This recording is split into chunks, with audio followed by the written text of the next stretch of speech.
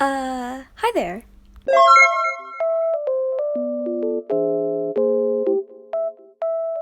So, it's been a hot minute. In the time frame that I hadn't uploaded, I also wasn't really on this YouTube account, so if I consistently interacted with your posts or new comments or new videos, I haven't really been able to do that, so my sincerest of apologies. This is mainly due to school, among other things. But it's Mermay, and I really want to take advantage of this before it's not May anymore. Right before this, I attempted to make a video where I got over my art block using new techniques, but I think that might have been the wrong approach. I was taking really big steps, and in the end, I ended up with an art piece I wasn't the most proud of. Instead, I'm going to attempt to redraw a mermaid I drew for Mermay last year. Well, without further ado, let's pull out the old sketchbook.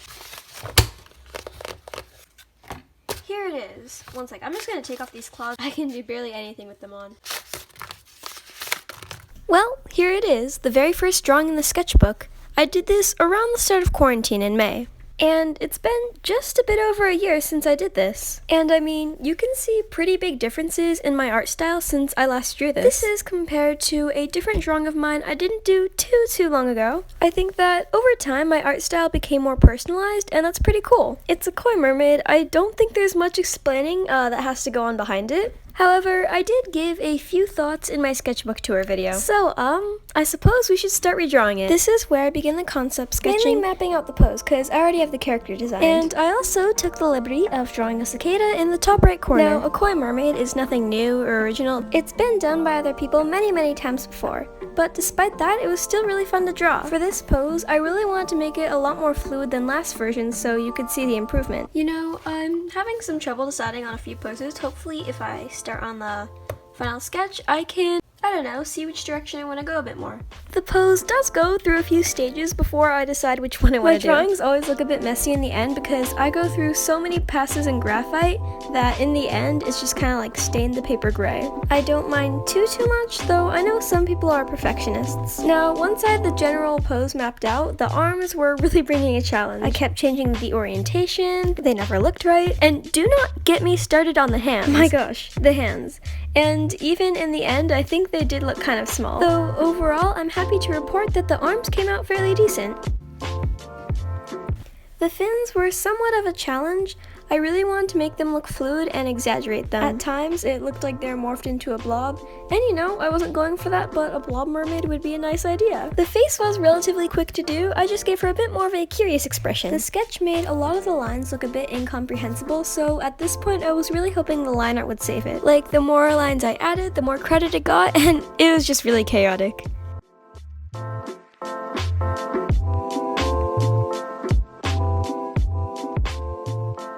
While it is extremely very messy, I think I'm ready to line.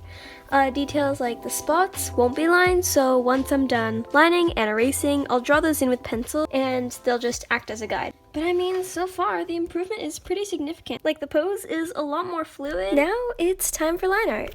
Once I started using colored fine liners, I never thought I'd go back to black because it's relatively bland and colored lines add so much flavor to a drawing. But in this case, the black did work really well with the tones, and I think it was the right thing to use in this situation. But I mean, what if I replaced it with a dark purple in the future? Who knows? That'd be pretty cool.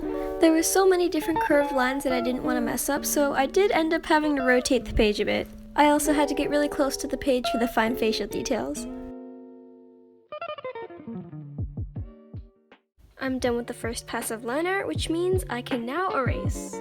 The fins look very detailed, but I think that once the color is added with the various splotches, scales, then I think it'll kind of balance it out. Now I'm just going to emphasize some parts of the line art with some thicker lines. It was really difficult trying to be neat on this step. I was doing my best to avoid sketchy, uneven looking lines, but of course it was kind of unavoidable. I did my best to keep in mind line art weight, which is basically giving the drawing a bit more dimension by making the lines a bit thicker near the shadows. It's a pretty simple trick and can add a lot to a drawing. I did rotate the page a lot for this step because I'd rather get like one continuous fluid line rather than like a bunch of tiny little sketchy lines.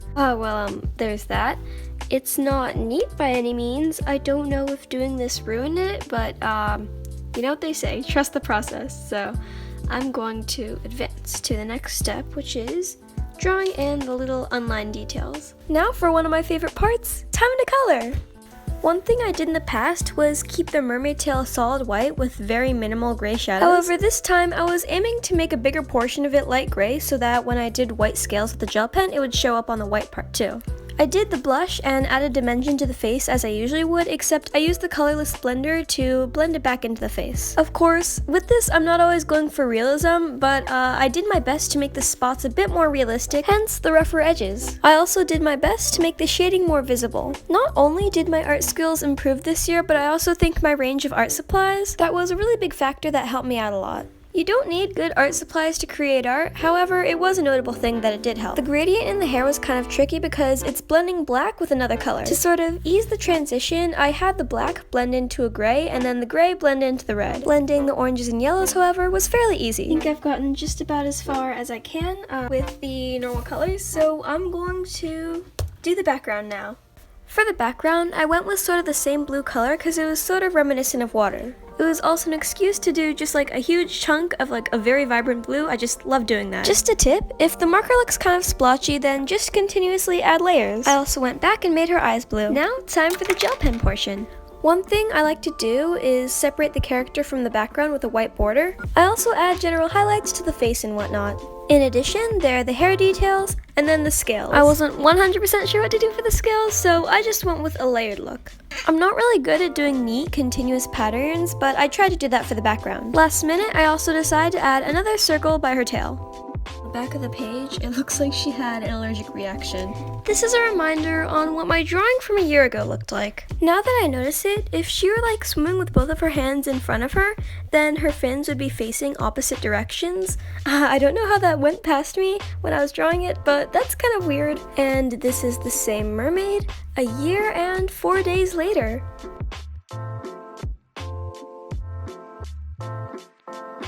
I'm pretty happy with it, and I think it was the right step art block wise. And most importantly, overall, I think the improvement was pretty significant. Look at that difference! I hope you enjoyed this video, and I hope I can post more consistently. I'll see you next time. Bye!